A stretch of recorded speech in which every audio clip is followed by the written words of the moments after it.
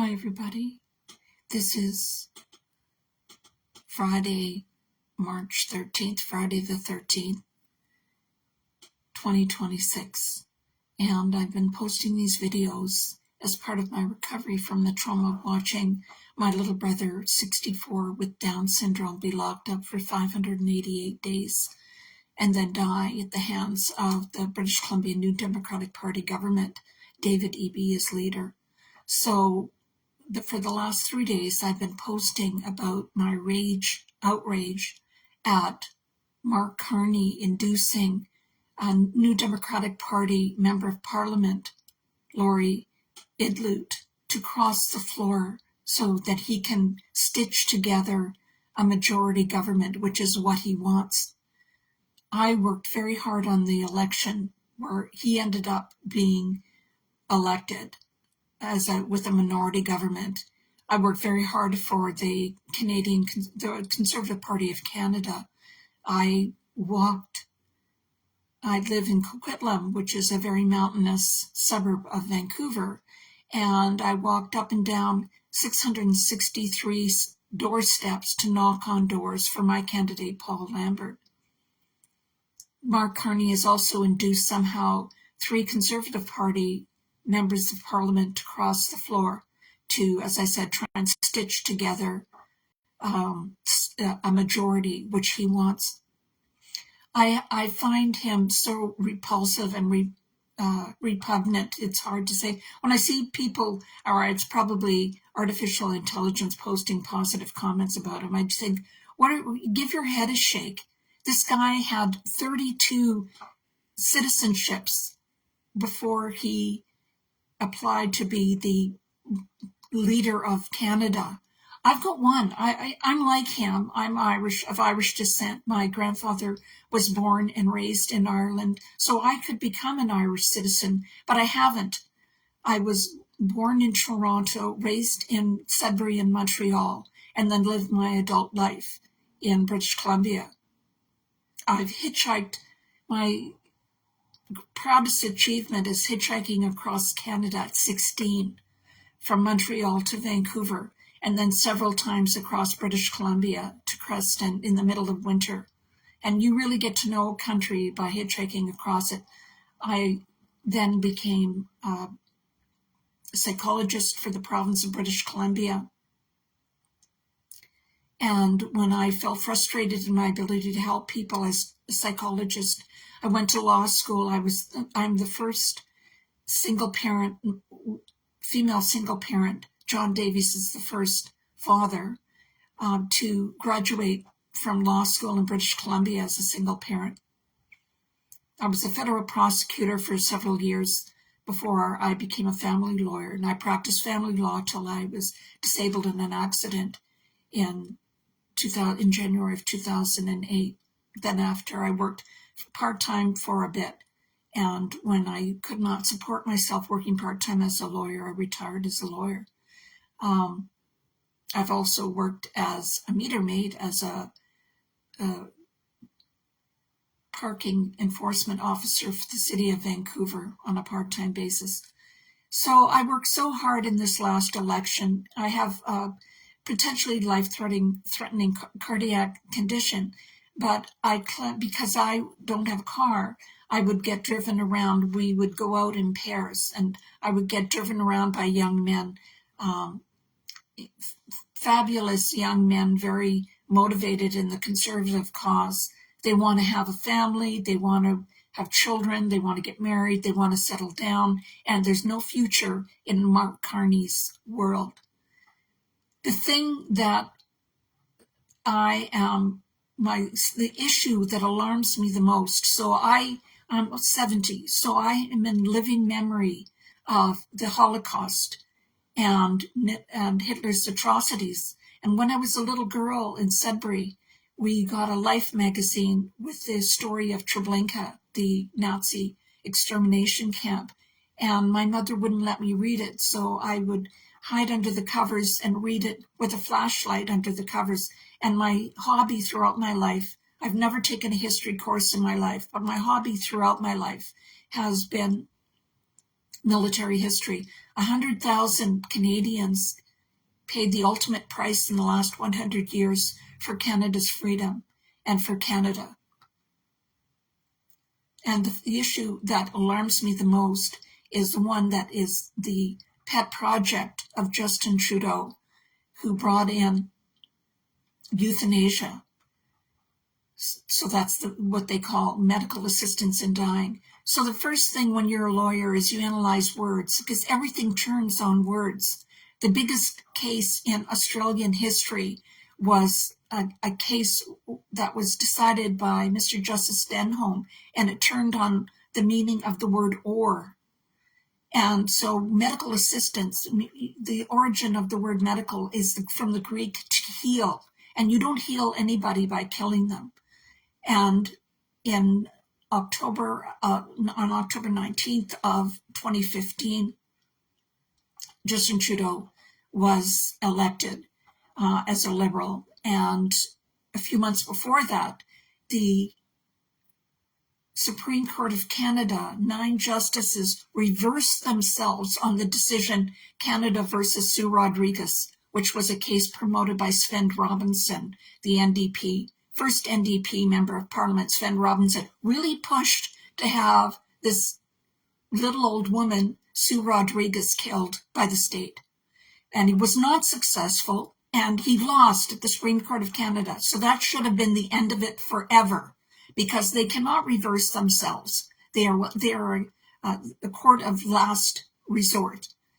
And yet, in March of 2015, just before Justin Trudeau was elected, the Supreme Court of Canada, 9 people, I'll tell you the names, I just pulled the names, Beverly McLaughlin, Louis LaBelle, Rosalie Abella, Marshall Rothstein, Thomas Cromwell, Michael Moldover, Andromachi Karakat Senes, and Richard Wagner was the Chief Justice. 9 human beings reversed the decision of Sue Rodriguez's decision and allowed for the killing by the state, extrajudicial killing. So Canada has abolished the capital punishment or hanging in 1999. I don't remember the date that the last person was hanged, but my grandfather was a judge in Sudbury, Ontario, and when he was practicing law, 2 of his clients were hanged. And my mother said he went into a Great Depression. He was very upset about it. But at least those people underwent the rigor of being represented by my grandfather and having the decision presided over by a jury of 12 people and a judge to make sure that everything was done properly.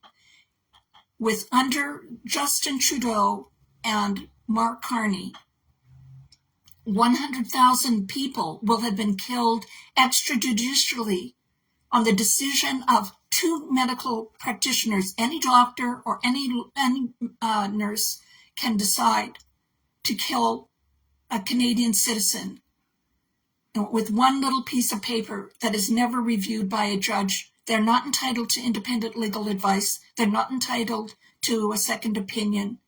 The last person on earth that you want to have make life and death decisions, as we learned from Joseph Mengele during the Holocaust, who killed tens of thousands of people and experimented on them. He was a medical doctor.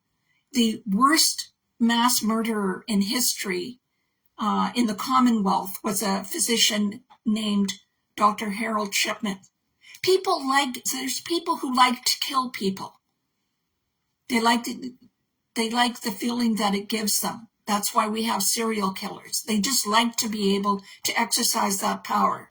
And I'm sure that there's there's a doctor in Vancouver that has presided over, I think, 1,000 deaths of people. Suicide and suicidal ideation is a social contagion. It's an illness that is treatable. But by July of 2026, Canada will have killed 100,000 human beings, and I guarantee you they were not all done by the book. There's reasons why, if it's medical assistance, we could always kill people. Why haven't we been doing it for 40,000 years, as long as we've had civilization? We haven't done it because it's not medical. It's state-sanctioned killing of people that are inconvenient and expensive.